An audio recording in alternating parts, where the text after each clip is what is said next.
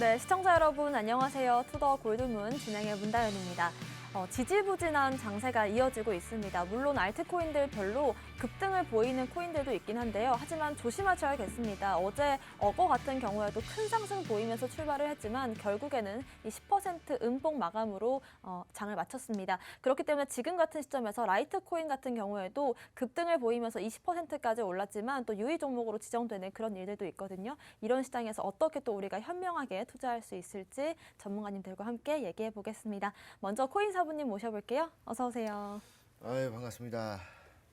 반갑습니다, 시청자 여러분. 코인 사부입니다. 오랜만에 또 이렇게 나오게 됐는데, 나올 때마다 시장이 계속 안 좋아요. 그러니까 이게 안 좋았다가 뭐 좋았다가 안 좋았다가 이게 아니라 안 좋은 게 계속 이어지고 또 안 좋고 막 이러는 것 같습니다. 지금 시장 자체가. 그래서 뭐 그저께도 뭐 이제 이틀 조금 반등하다가 어제 또 갑자기 또 하락을 하면서 또다시 힘든 시장이 오지 않았나. 근데 요것들이 이제 예전에도 좀 있었죠. 횡보하는 시장 올랐다가 하락했다가 또 올랐다가 하락했다가 이때가 우리 또 개인 투자분들이 가장 힘들어하는 구간입니다. 왜냐면 이제 희망이라는 게 없잖아요. 그러니까 이제 희망을 줬다가 또 내려가면 또 이제 희망이 없어졌다가 또 희망을 줬다가 막 희망 고문하는 것도 아니고요. 그래서 이런 구간에서는 이제 또 많은 개인분들이 또 이제 시장을 이탈을 하고 하는 현상이 또 일어나기 때문에 더 힘들어하는 흐름이 나올 수 있습니다. 그래서 오늘 이 투더 골드문을 통해서 왜 이런 힘든 시장이 나오고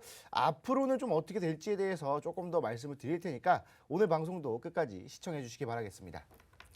네, 사실 위아래로 큰 방향성이 나오는 장보다도 옆으로 빼는 이 횡보장이 더 힘들다 하시는 분들도 많고 이런 시점에서 많은 분들께서 좀 이 시장을 떠나는 경우가 많은데요. 끝까지 투심 잃지 마시고 저희와 함께 하시면 좋을 것 같습니다. 코인 한수님 모셔볼게요. 어서 오세요. 네, 반갑습니다. 네, 안녕하세요. 코인한수 전문가입니다. 일단은 앞에 말씀해주신 라이트코인 조금 간단히 더 설명을 드리고 갈게요. 어제 라이트코인이 갑자기 급등하는 모습을 보여줬는데 많으신 분들이 좀 걱정하시고 궁금해하셨을 것 같아요. 왜 유의가 붙었나라는 걸 좀 미리 좀 말씀을 드리려고 해요. 일단은 라이트코인 같은 경우는 최근에 업그레이드가 진행이 됐다라고 하는데 그 업그레이드 내용이 익명이 보장되는, 익명 거래가 보장되는 내용이 들어가 있다라고 합니다. 근데 현재 지금 국내 거래소 같은 경우는 뭐 업비트나 빗썸 뭐 다른 4대 거래소죠. 4대 거래소 같은 경우는 지금 트래블 때문에 서로 이 코인 간의 이동에 관련해서 누가 누구에게 보내줬는지 이게 정확하게 분명하게 표시가 되도록 돼 있는데 그 기능이 지금 라이트코인에서는 또 제대로 발휘가 되지 않기 때문에 라이트코인의 유의를 좀 붙이면서 좀 이 부분 신경 써서 알고 있으라 라는 내용이 나왔고 아무래도 이 내용이 유의가 지금 최근에 좀 많이 붙기 시작을 했어요. 그 이유가 뭐냐면 일단 테라의 내용을 좀 빠뜨리고 말씀을 드릴 수는 없을 것 같아요.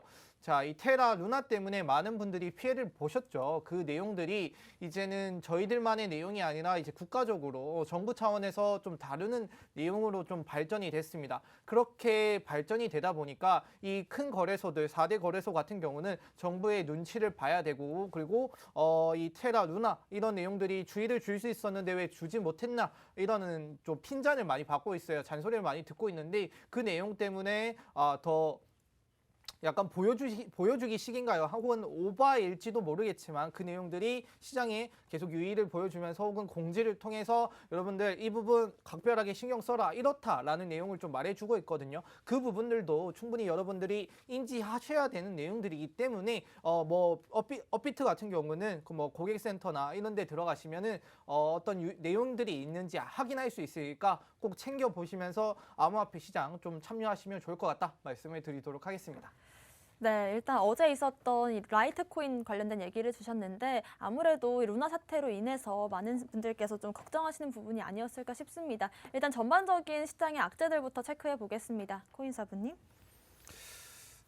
지금 뭐 이슈들을 보면은 악재밖에 없어요. 악재밖에 없고 이 호재거리도 별로 없습니다. 그래서 오늘 또 했던 말씀들을 조금 더 말씀을 드리는 시간이 될 것 같습니다. 그래서 제가 여태까지 좀 악재들을 말씀을 드렸을 때 이 경제적인 부분들에 대한 그 악재들 좀 많이 말씀을 드렸어요. 뭐 원자재 값이 상승을 하고 뭐 금리가 상승을 하고 인플레이션이라든지 그다음에 뭐 이런 것들을 계속 말씀을 드렸는데 지금 금리에 대한 부분들을 한 번 더 말씀을 드려야 될 것 같습니다.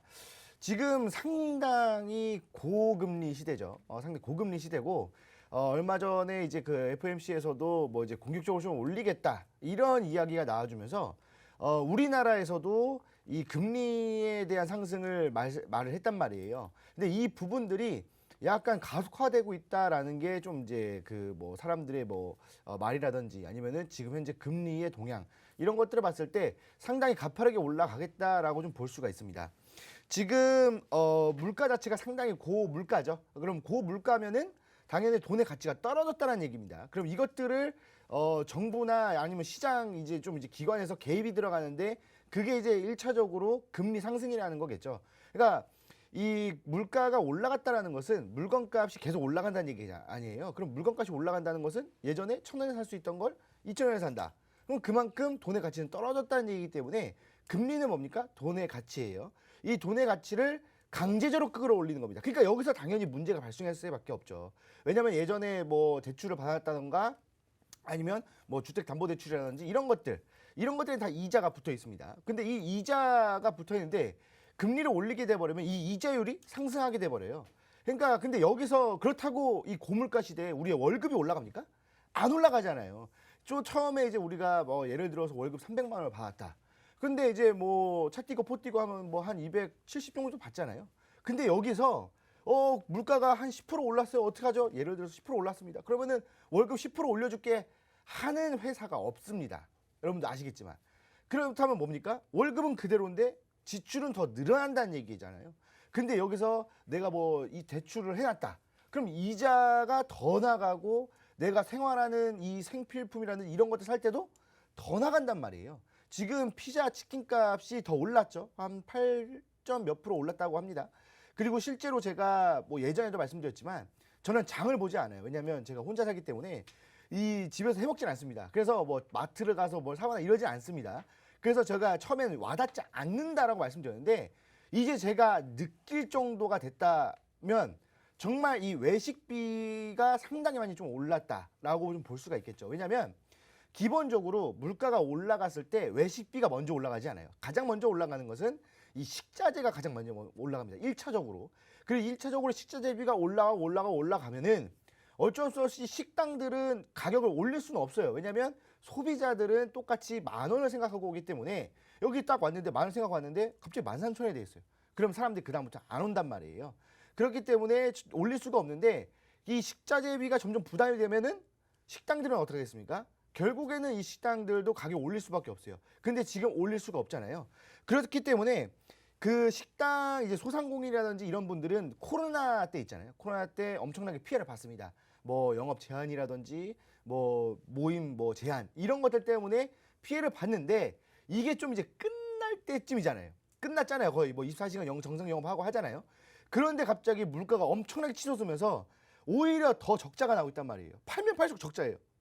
만약에 예전에 10,000원짜리를 팔면은 예를 들어 3,000원에 남았다. 그러면 지금은 이제 한 2,000원 내지는 1,800원 정도 남는단 말이에요. 왜냐면 식자재비가 너무나도 올라가고 막 뭐 엄청납니다. 지금 뭐 압박 자체가 너무나도 심해요. 그럼 이런 상황에서 어떻게 되겠습니까? 지금 시장을 떠나는 사람들이 너무나 많단 말이에요. 아, 너무 힘들다. 아, 진짜 이거 너무 힘들다. 만약에 뭐 부모님이 뭐 장사를 하고 계시는데 너무 힘들어. 그럼 자식된 도리로서 뭔가 좀 도와드려야 될 거 아니에요? 그러면은 투자를 하는 게 아니라 투자금을 회수해서 돈을 보내드리다든지 이런 흐름들도 또 많이 나온단 말이에요. 생각을 해보면 그렇잖아요. 그렇기 때문에 지금 또 엄청나게 또 제가 저번에 말씀드렸던 이 주택담보로 받았던 대출금이 더 늘어나면서 이자가 더 늘어나면서 이 투자를 할 수 있는 여건이 되지 않는 사람들이 태반이라는 겁니다. 그러면은 어떻게 되겠습니까? 또 회수하고 떨어지겠죠. 그럼 떨어지니까 또 공포 심리에 또 팔고 너도 팔고 나도 팔고 막 다 팝니다. 그러면은 또 가격 또 내려가고 그럼 밑에서 누가 주어요? 기관들이 또 주어가지고 또 올리고 지금 이게 반복이란 말이에요. 그렇기 때문에 지금 개인분들 같은 경우에는 굉장히 힘든 시장이 나오는 거고 앞으로 이런 시장은 조금 더 지속이 될 수밖에 없어요. 왜냐하면 이제 우리나라는 금리를 올리기 시작했기 때문에 다 올려놓고 고점에서 떨어지는 게 아니라 이제 금리가 올라가는 시기이기 때문에 이런 시장은 더 길어질 수밖에 없다. 그래서 뭐 지금 같은 시장에서는 뭐 적극적인 투자, 뭐 화끈한 투자 이런 게 아니라 조금 보수적으로 다가가는 그런 매매법을 구사해야 되지 않을까라고 말씀을 드리겠습니다. 네, 지금 지속적으로 이 금리도 올라가고 있고 물가도 점점 올라가면서 고물가, 고금리 시대에 들어왔습니다. 하지만 우리나라 같은 경우에는 이제 정말 시작이다라고 할 수 있을 정도로 아직 끝났다라고 얘기하기에는 좀 어려운 부분들이 있기 때문에요. 여러분들께서 투자를 하실 때 지금은 좀 적극적인 투자보다는 관망하는 자세가 좋겠다라는 말씀 주셨습니다. 코인 한수님의 오늘의 악재 살펴볼게요. 일단 오늘의 악재 같은 경우는 뭐 그렇게 새로 유입되거나 신규로 들어온 악재는 그렇게 있지는 않아요.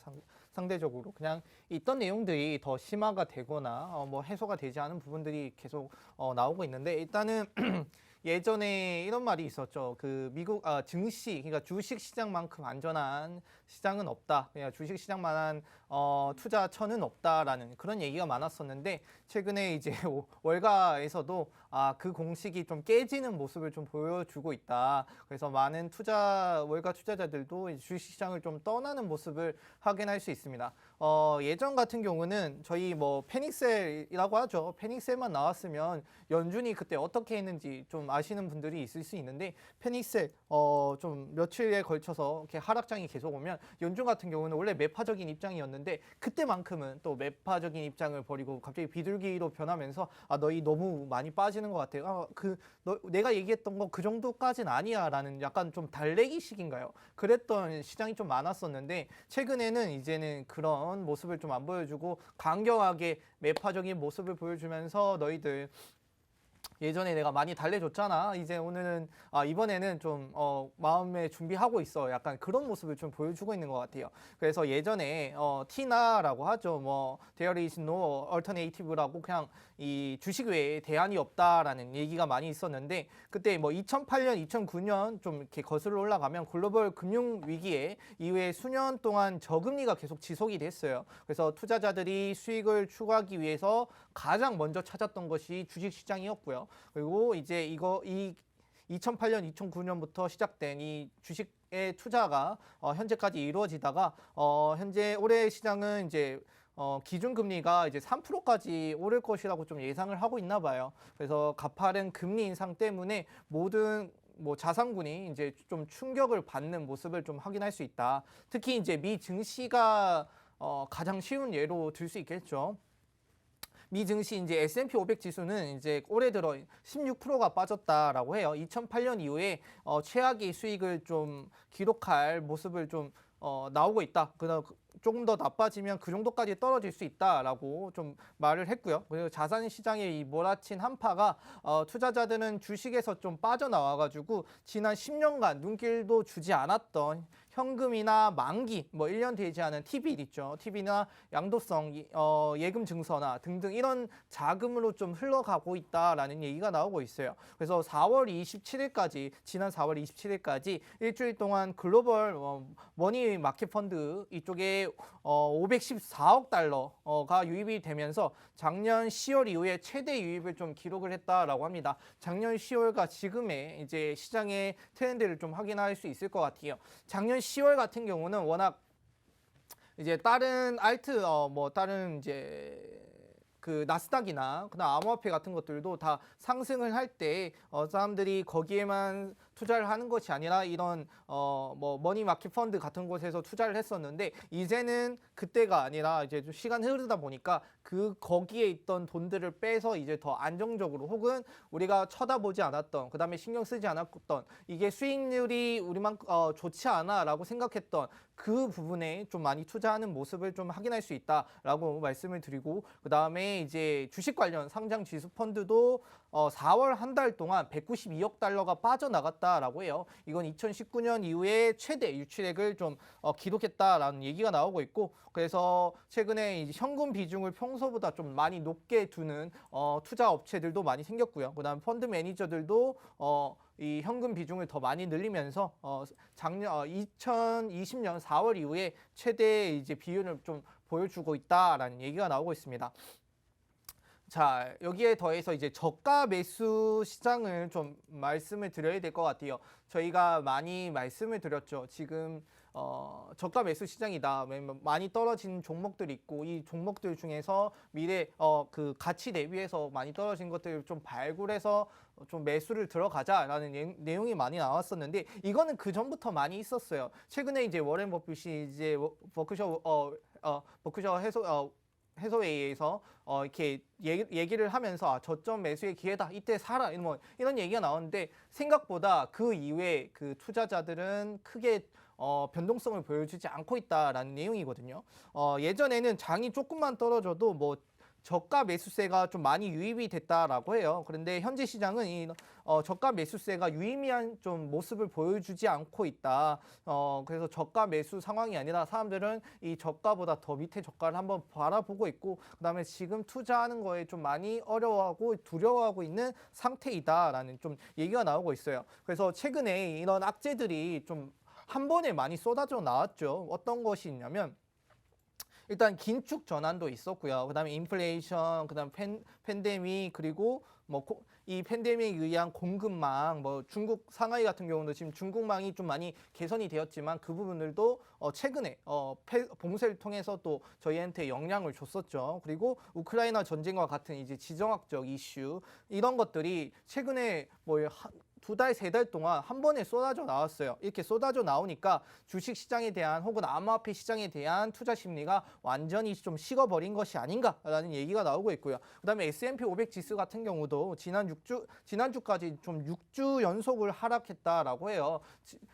저번에 이제 유럽발 부채 위기가 있었던 이제 2011년 이후에 처음 있는 일이라고 합니다. 이렇게 S&P 500이 6주 연속 떨어지는 게 2011년 이후에 처음이라고 할 정도로 지금 많이 전체적인 글로벌 시장이 좀 힘들게 돌아가고 있는 모습이다라고 좀 말씀을 드리고 있고 이 급락장 같은 경우는 예전에 이제 앞에 제가 초반에 말씀을 드렸던 것 같아요. 이제 패드 입장, 연준 같은 경우는 제가 어떻게 했다라고 말씀을 드렸죠. 이게 패닉셀이 나오면 연준이 너희 너무 많이 파는 거 아니야. 지금 그렇게 많이 팔면 주식 시장도 신경 써야 되고 경제도 신경 써야 되는데 그렇게 되면 우리가 뭐가 되냐 하면서 약간 달래주는 시기 있었다라고 말씀을 드렸죠. 근데 2018년 같은 경우 이렇게 연준이 달래주는 경우가 있었어요. 근데 지금은 확연히 좀 차이가 나는 모습을 좀 확인할 수 있다. 완벽하게 비교가 된다. 2018년 같은 경우도 좀 하락장이 왔을 때 그때 이제 비트코인이나 나스닥 같은 경우도 아래까지 찍었다가 이제 연준의 이런 비둘기적인 발언에 의해서 상승하는 모습을 확인할 수 있었죠. 그게 이제 나와줘야 되는 부분인데 그렇지 않은 부분이 나오기 때문에 이게 그때와 좀 지금 상황에 비교했을 때 뭐가 많이 달라졌냐라고 비교를 해본다면 어쩔 수 없이 인플레이션을 좀 꺼내들 수밖에 없을 것 같습니다. 지금 연준 입장에서는 너무나 높아진 이 인플레이션을 꼭 잡아야 돼요. 근데 연준이 항상 이런 얘기를 하죠. 너희 지금 기업들 실적 좋고 뭐 고용 지표도 좋고 잘 돌아가고 있어. 그렇기 때문에 나스닥이 조금 망가지더라도 괜찮을 거라고 생각을 한 것 같아요. 그래서 원래는 달래주기가 좀 들어와야 되는 시점에 그러지 못하고 있는 모습을 좀 확인할 수 있고요. 그래서 이런 모습을 보면서 당분간은 좀 여러분들이 좀 리스크를 좀 줄이면서 좀 방어적인 전략을 좀 취할 필요가 있다라고 좀 말씀을 드리고 싶어요. 지금 하루에도 이렇게 뭐 암호화폐나 나스닥 같은 경우도 뭐 떨어지다가 갑자기 뭐 반등 조금 하고 그러고 다시 떨어지는 이런 모습을 보여줄 수 있거든요. 근데 시장이 아직 정확히 바닥을 찍었다라는 그 포인트를 잡기는 좀 어렵다. 아직 그렇게 나오지 않았기 때문에. 그리고 앞으로 올해 남아있을 이 금리 인상이 있죠. 금리 인상 같은 경우도 아직 몇 프로가 더 남았기 때문에 그 부분을 또 신경을 안 쓰겠냐. 저는 이제 여러분들한테 말씀을 드려요. 그거 금리 인상 어차피 해야 되는 거고 빨리 우리가 매맞고 털어버리는 게 좋다라고 말씀을 드리는데 그렇게 생각을 안 하시는 분들이 많습니다. 그렇게 되면 또 시장이 지금 안 그래도 가뜩이나 안 좋은 이 시장의 투자 심리 위축이 그 금리 인상할 때마다 또 더 위축이 될 가능성이 좀 있습니다. 그러면 여러분들도 마찬가지로 그분들도 지금 방어적인 성향을 좀 보여주면서 지금 리스크를 줄여나가고 있죠. 그러면 우리도 똑같이 이 시장 방어적인 스탠스를 좀 취하면서 시장 대처를 할 필요가 있다. 자, 이 뭐 연착륙이라고 하는데 이게 이제는 두 가지 시나리오로 좀 나뉘어졌다라고 해요. 연착륙이 될 수도 있고 그다음에 경착륙이 될 수도 있다. 연착륙 같은 경우는 워낙 이제 좋았기 때문에 우리가 빨리 비행이 끝낸 거고요. 경착륙 같은 경우는 안에 내부의 상태가 안 좋기 때문에 어쩔 수 없이 떨어지는 그런 모습이라고 볼 수 있잖아요. 그래서 지금 시장은 두 가지다를 좀 예측을 하고 또 고려를 하고 생각을 하고 접근하셔야 되는 시장인 것 같습니다. 그래서 많은 뭐 애널리스트들이나 그래서 뭐 전문가들이 현재 상황에서는 이제 미 증시도 투자자들이 다시 돌아오기는 좀 어렵다. 그래서 이것이 개선되지 않는다라면 기업 실적도 떨어질 것이고 여러분들의 뭐 수익이나 이런 부분도 떨어질 가능성이 있기 때문에 이 부분 좀 생각하시면서 저희 이제 투더 골드문과 함께 하시면 제가 이 내용들 많이 빠르게 피드백 해드리면서 좀 도와드릴 수 있도록 해드리겠습니다.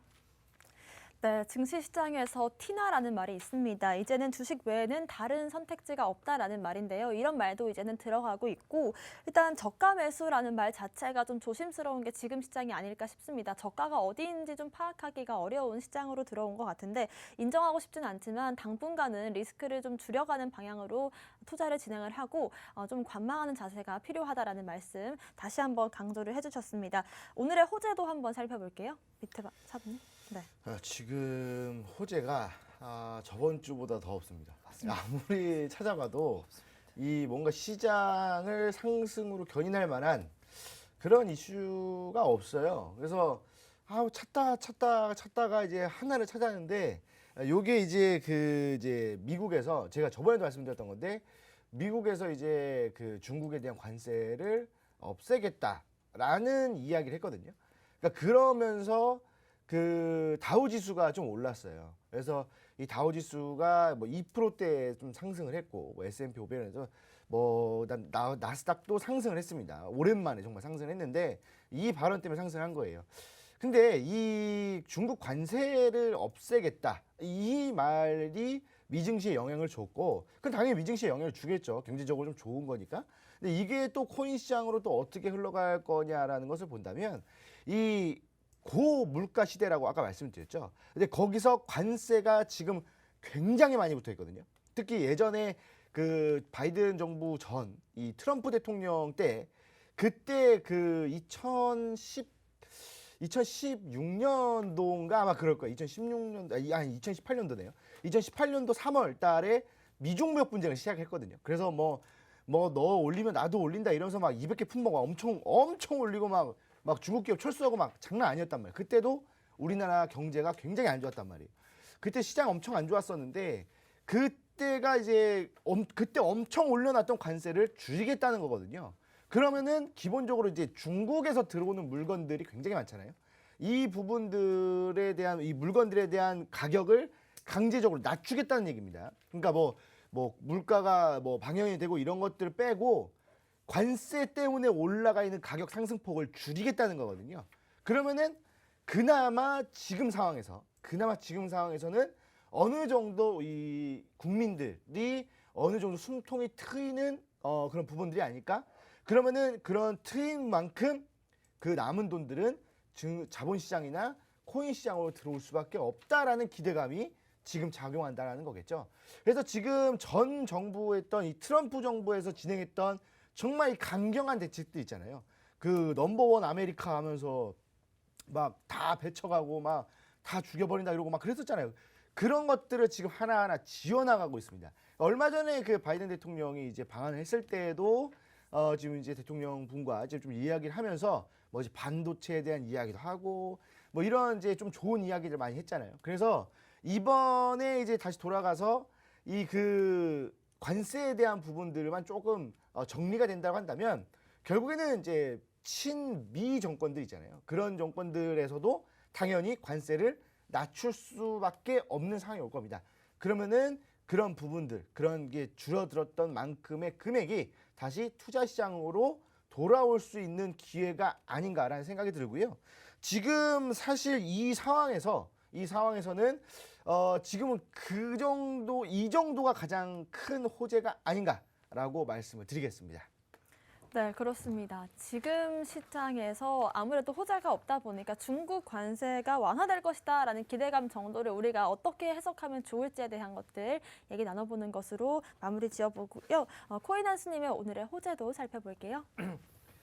네, 호재 같은 경우도 앞에 말씀해 주신 것처럼 진짜 없습니다.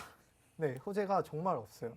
이게 저번 주부터 제가 이렇게 방송을 할 때마다 오히려 악재를 좀 많이 말씀을 드린 것 같은데, 뭐 이제 기술 발전은 계속 일어나고 있는데 이 기술 발전이 가격에 반영이 안 되니까 참 저희로서도 조금 이게 안타까운 부분인데, 근데 이 부분 뭐 말씀을 드리지만 언젠가 이 암호화폐 시장에 가격 반영될 거기 때문에 걱정하지 마시라는 거 좀 먼저 말씀을 드리고 싶었어요. 자, 일단 호재 이제 이제 저희 뭐 부자 아빠, 가난 아빠의 이제 베스트셀러 저자이죠. 여기 로버트 키요사키가 이제 최근에 그런 얘기를 했어요. 세계적인 금융 위기를 경고하면서 금, 은, 그다음에 비트코인을 저축할 것을 좀 권고한다. 그래서 잠재적인 이제 세계 대전의 가능성을 좀 경고를 하면서 금은 비트코인, 뭐 식량, 총도 포함이 돼 있어요. 보유해야 한다라는 말이 나오고 있는데, 자, 이 내용이 뭐냐면 현재 이제 타이완 같은 경우도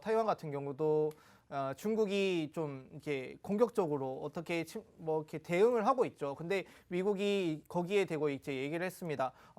만약에 거기에 뭐 이제 불필요한 무력이나 이런 경제적인 제재를 가하려고 한다라면 우리가 나서겠다. 미국이 우리 앞장서서 나서겠다라는 얘기를 나타내면서 다시 이제 현재 우크라이나랑 러시아가 잘 해결되지 않은 상태에서도 밑에 이 아시아 쪽에서도 그런 문제가 발생할 가능성이 있다라는 얘기를 좀 말씀을 드리고 싶었어요. 근데 그 전부터 뭐 미국과 중국 같은 경우는 무역적으로부터 갈등이 있었고요. 그리고 중국 같은 경우도 사실 지금 탈달러화를 하고 싶은 입장에서 오히려 자기들만의 독자적인 체계를 지금 만들고 있지 않습니까? 근데 그러면 우리가 달러가 무서워서 솔직히 뭐 미국에 못하는 나라들도 좀 있을 거예요. 뭐 무력적인 부분도 있겠지만 이제 국제 기축통화인 달러가 우리가 쓸 수 없다라는 그런 좀 안 좋은 점이죠. 그 부분 때문에 많이 좀 꺼려하는 부분이 있을 것 같은데, 중국 같은 경우는 이제는 뭐 위안화가 워낙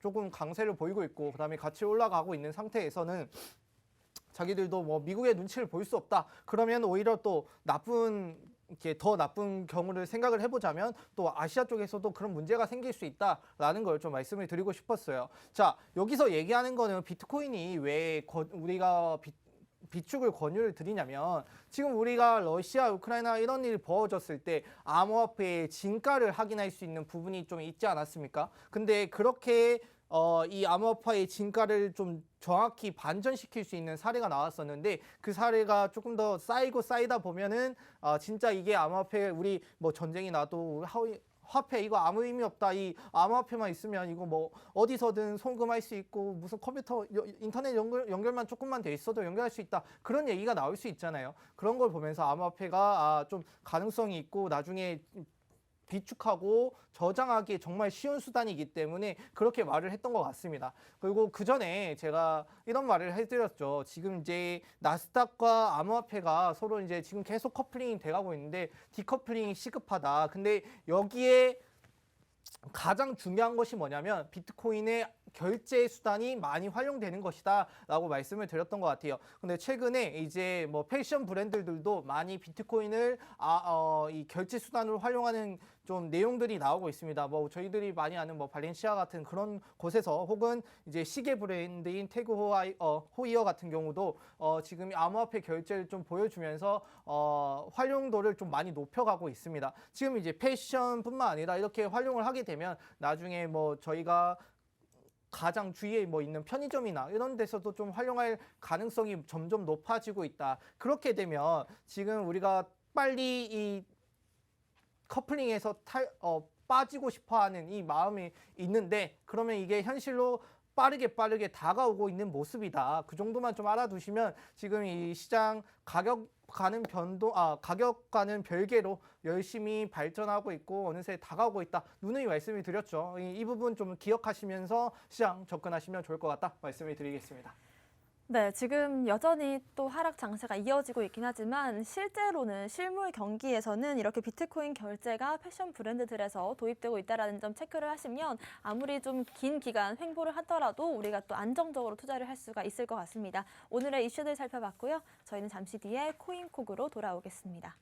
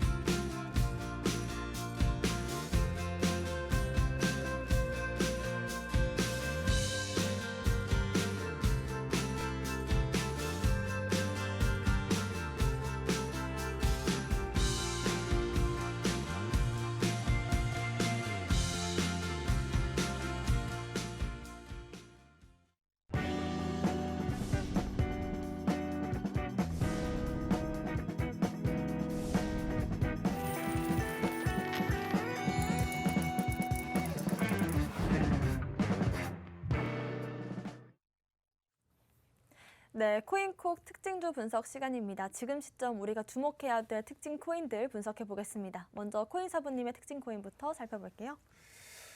사실 주목을 해야 되나 말아야 되나 좀 이제 요즘 시장에서 네. 좀 많이 생각을 해봤는데 그래도 이 간혹 가다가 지금도 이제 리퍼리온 같은 거는 좀 올라오고 있잖아요. 그래서 이제 좀 한 번씩 또 이런 시장에서도 위쪽을 한 번씩 튀는 코인들이 있는데 사실 그런 코인들을 잡자고 지금 좀 밑에 있는 거를 좀 이제 잡기에는 조금 그렇습니다. 왜냐하면 이게 사실 어떤 코인이 튈지도 모르는 상황이기 때문에 괜히 이런 것들을 좀 잡으려고 다른 거 들어갔다가 빠져버리면은 정말 걷잡을 수 없습니다. 그래서 오늘 특징 코인으로 갖고 나온 건 비트코인입니다.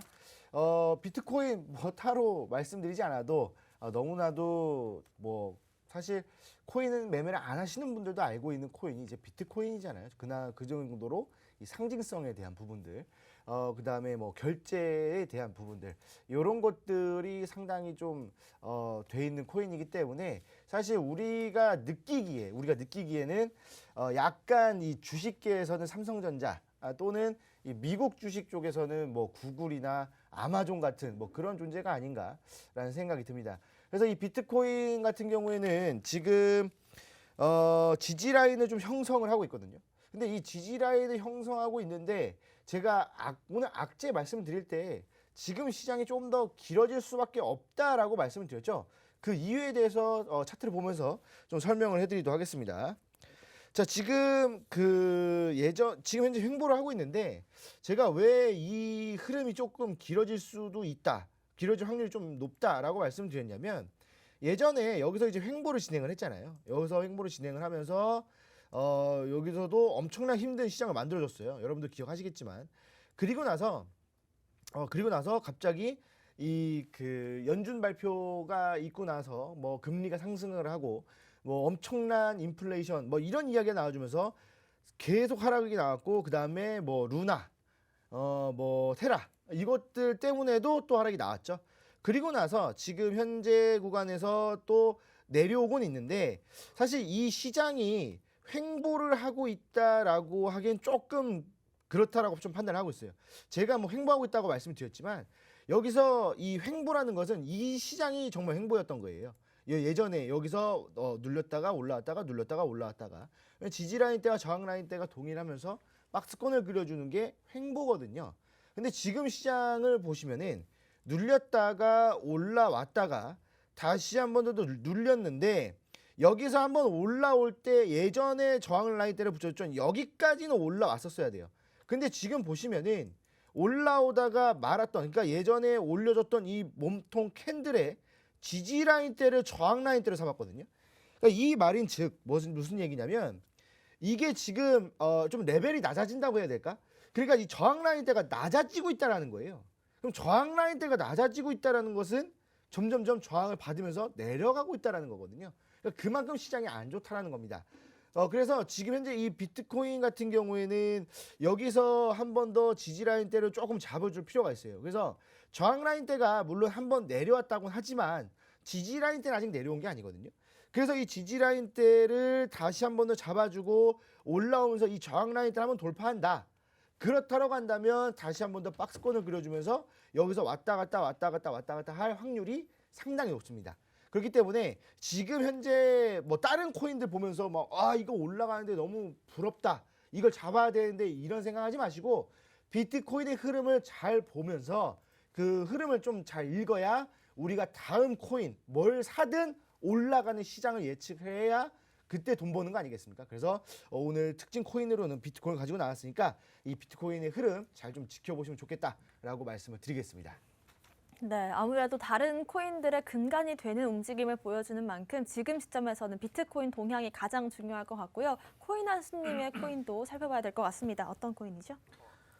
제가 오늘 들고 온 코인은 이더리움을 좀 들고 왔습니다. 일단은 뭐 POW에서 POS로 이제 전환하는 이제 이더리움 2.0이죠. 이게 최근에 진행이 되고 있었죠. 그리고 그 진행에 의해서 가격적으로 많은 상승을 보여줬었는데 그렇게 상승을 보여주다가 이제 이 이더리움도 정확히 POS로 통합 이제를 하기 위해서는 그 전에 수많은 테스트를 거쳐서 또 진행이 되잖아요.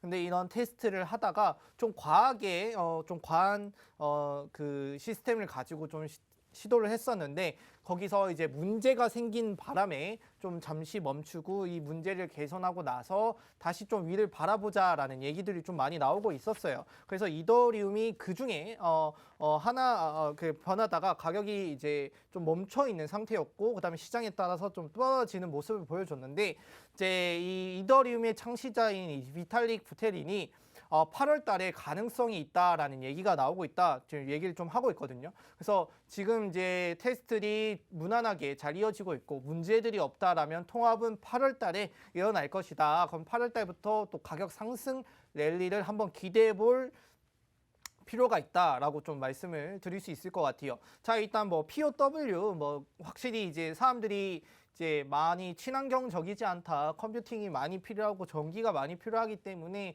안 좋다라는 이 체제에서 이제는 POS로 바뀌면서 이제는 그런 친환경적인 우리 면모를 보여주자. 근데 제가 이전에 한번 말씀을 드렸던 것 같아요. POW 이거는 약간 그런 거죠. 저희가 노력한 만큼 그리고 그다음 투자한 만큼 이거를 받을 수 있는 그 내용이고 근데 이거는 이제 비트코인을 통해서 가치로 우리가 인정을 받자라는 내용이었는데 이더리움 같은 경우는 이제 POS로 넘어가면서 이제는 가치가 아니라 기능으로서 그다음에 활용도로서 우리가 가치를 인정받자라고 좀 말씀을 드리고 싶어요. 이더리움 같은 경우도 다른 뭐 코인들에게 너무나 많이 좀 작용이 되고 필요한 존재이기 때문에 추후에 이더리움 가격 상승은 무조건 올라가는 부분이지 않을까 저는 좀 생각을 하고 있습니다. 자, 일단 차트 간단히 보면서 좀 설명을 드리도록 하겠습니다. 자, 이더리움 현재 254만 원대 가격을 유지하고 있어요. 어제 저는 이제 이더리움 같은 경우는 전체적인 시장이 좋았기 때문에 좀 올라가지 않을까라고 생각을 했었는데 오후에 이제 시장이 갑자기 좀 빠지면서 지금 보이시는 게 이제 제가 사용하는 엔벨로프 선이죠. 이제 엔벨로프 선 같은 경우는 이제 선 아래에 있냐, 중간에 있냐, 위에 있냐에 따라서 뭐 매수, 매도 뭐 이런 포인트가 다 달라진다라고 말씀을 드렸던 것 같은데 지금 이제 간단히 좀 이 엔벨로프 선을 보면 지금 선 아래에 이제 오히려 선 아래 선이 저항 라인이 되면서 그걸 못 뚫는 모습을 좀 확인할 수 있습니다. 근데 때마침 그 아래 선이 지금 5일 이동 평균선과 또 이렇게 겹쳐 있는 모습을 보여줄 수 있거든요. 자, 이 5일 이동 평균선이라고 하면 256만 원대 정도일 것 같은데 256만 원대 저항을 받고 내려와 있고 만약에 지금 이게 5일 이동 평균선에 혹은 엔벨로프 지표상에 저항을 받고 있는 라인이기 때문에 이걸 뚫어준다라면 다시 선 위로 올라와줬고 그리고 22일도 평균선까지 한번 올라올 가능성이 있지 않을까 좀 생각을 하고 있습니다. 자, 22일도 평균선이라고 하면 가격적으로 284만 원대인데 일단은 아무래도 지금 시장이 전체적으로 받쳐주지 않으면 호재가 있더라도 뭐 정확히 이게 시장에 반영되지 않고 있는 흐름을 보여주고 있어요. 그래서 이제 차트적으로 접근을 하시더라도 시장이 갑자기 무너질 수 있는 가능성이 있기 때문에 짧은 뭐 매수 들어가신다면 뭐 본절 혹은 짧은 손절로 접근하시는 게 좋다 말씀을 드리고 싶었고, MACD 지표 같은 경우는 지금 이제 선이 맞닿아지고 있죠. 그러면 저점이 좀 많이 왔다라고 말씀을 드릴 수 있고, 그렇게 되면 이제 골든 크로스가 이어질 수 있기 때문에 다시 한번 저점에서부터 어느 정도 반등을 상승할 수 있는 구간까지 왔다 말씀을 드리고 싶습니다. 네. 네, 아무래도 이더리움 같은 경우에는 알트코인 대장주이기도 하고 POS로의 전환, 그리고 올 한 해 동안 이더리움 2.0으로 가는 길에 있어서 여러 번 또 상승 기회가 있기 때문에 이런 부분들 눈여겨보시면 좋을 것 같고요. 지금 시점에서 또 우리가 어떤 코인들 공략해보면 좋을까요? 코인사부님?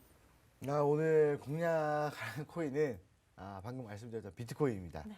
이게 아까도 말씀드렸던 것처럼 지금 시장에서 올라가는 코인은 있어요. 아까도 말씀드렸듯이 뭐 리퍼리움이라든지 뭐 위믹스 이런 것들 올라간단 말이에요.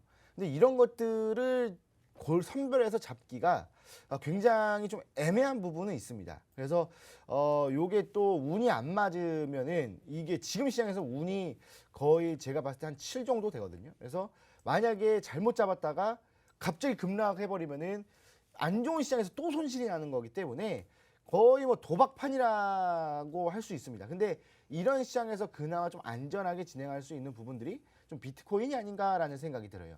그래서 이 비트코인 같은 경우에는 각종의 지금 현재 깔려있는 악재들 있잖아요. 전쟁, 뭐 인플레이션, 금리 인상 이런 것들만 해소만 돼도 급반등이 나올 수도 있는 가격대이긴 합니다. 왜냐하면 아직까지도 그래도 코인을 좀 믿고 있는 사람들도 전 세계적으로 좀 있고, 그 다음에 아직도 코인 자체를 모르는 사람들이 더 많고, 그렇기 때문에 이런 악재들만 해소된다 하더라도 상당히 큰 상승이 있을 것이고, 이 또 악재가 해소됐을 때 코인 시장에서 가장 먼저 뛰는 애가 누굽니까? 바로 비트코인입니다. 비트코인이 떠야 알트코인들이 뜨기 시작하거든요. 물론 전반적으로 다 뜨지는 않습니다. 왜냐하면 기본적으로 이 비트코인 자체가 엄청난 급상승을 해야 그 다음 알트코인 차례가 오거든요. 그래서 여러분 여태까지의 경험으로 다 알 수 있지 않습니까? 그래서 항상 이 하락장에서는 비트코인이 그 다음으로 가장 먼저 뛰는 코인이기 때문에 이 비트코인을 공략하는 게 올바르지 않나라는 생각이 듭니다. 차트를 보면서 다시 한 번 더 좀 설명을 해드리면 지금 제가 아까 설명해드렸던 거에서 조금 더 설명을 드리도록 할게요. 예전에도 지금 쭉 하락을 하다가 상승이 나오는 구간을 보면은 그만큼 떨어진 만큼보다 더 큰 상승이 있었던 코인입니다. 눌렸다가 여기서 이 하락한 만큼 다시 한 번 더 올려주었고, 또 눌렸다가 요만큼 또 올라와 주었고요. 근데 올라가는 시간이 금방 올라갔죠. 그리고 나서 또 여기서 눌렸지만 여기서는 좀 길게 가면서 오히려 더 올라가주는 모습을 보였습니다. 그런데 이제 좀 운이 안 좋았었죠. 전 세계적으로 좀 영향을 줄 만한 이슈들이 여기서 좀 나왔고요. 그러다 보니까 하락을 해주면서 저항 라인대를 형성하고 나서 쭉 빠지는 흐름이 나왔습니다. 약 5,600만 원, 5,670만 원 정도에서 지금 뭐 가격 보시면 아시겠지만 처참합니다. 거의 뭐 반 가격이라고 좀 보시면 될 것 같은데, 사실 예전에 8천만 원 찍었을 때로 생각을 해보면 더 너무나도 더 처참한 구간이라고 좀 보시면 되겠죠.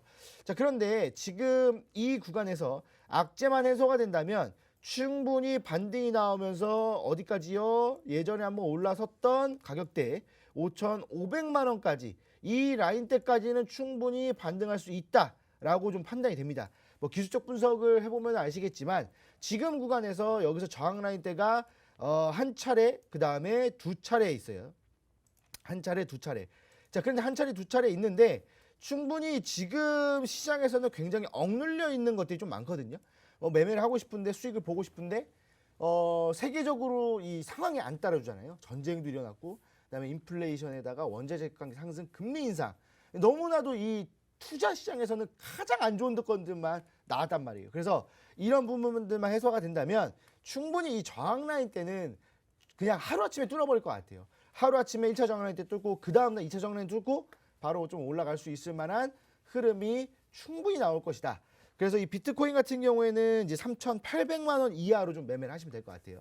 3,800만 원 이하로 매매를 하시고, 목표가는 아까 말씀드렸던 5,500만 원 정도를 보시면 충분하지 않을까라는 생각이 듭니다. 이거는 단타가 아니라 조금 길게 보셔야 돼요. 그렇다고 해서 우리가 손절 안 할 수는 없잖아요. 그래서 짧게 지금보다 예전에 한번 찍었던 3,700만 원을 이탈하게 되면 정리를 하시는 게 좋겠다라고 말씀을 드리겠습니다.